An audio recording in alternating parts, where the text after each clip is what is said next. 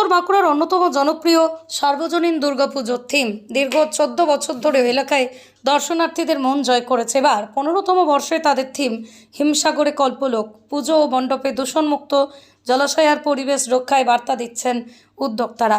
পরিবেশ রক্ষক জিনিসপত্র দিয়ে নির্মিত হচ্ছে মণ্ডপ। মণ্ডপ জুড়ে অসাধারণ কারিকর্য ফুটিয়ে তোলার কাজ চলছে হাতে আর মাত্র 3টে দিন। তাই চরম আয়োজকদের দাবি, অন্যান্য বছরের মতো এবারও দর্শনার্থীদের মনোগ্রাহী হবে বারের মণ্ডপ। গঙ্গাজল ঘাটি থেকে সৌভিক সিংহের রিপোর্ট, রাঙামাটি এক্সপ্রেস।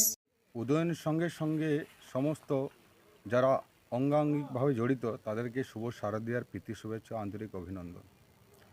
পুজোর জোরকদম বলতে আমাদের মোটামুটি 1.5 মাস আগের থেকে আমাদের এই পুজোর প্রস্তুতি চলছে। আমাদের বৃষ্টিতে একটু ক্ষয়ক্ষতি হলেও আমরা সমস্ত সামলে নিয়েছি। এই থিমের মধ্যে এই থিমের নাম হচ্ছে ডুব সাগরের কল্পলোক। সমুদ্রের তলদেশে যে সমস্ত জিনিসপত্র সাধারণত আমরা দেখতে পাই না, আমাদের এলাকাবাসী সেই সমস্ত থিমটাকে আমরা তুলে ধরেছি।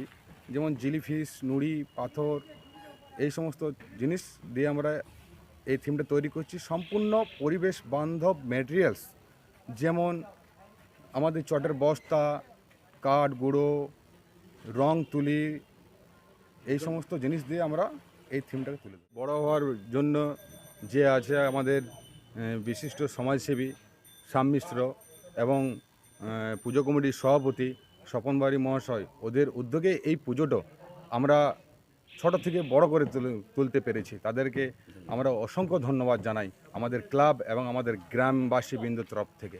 আমরা এবছর 15 বছর পদার্পণ করেছি। এই বছর আমাদের প্রস্তুতি আছে, তুঙ্গে চলছে এবং সবাই সহযোগিতা করেন।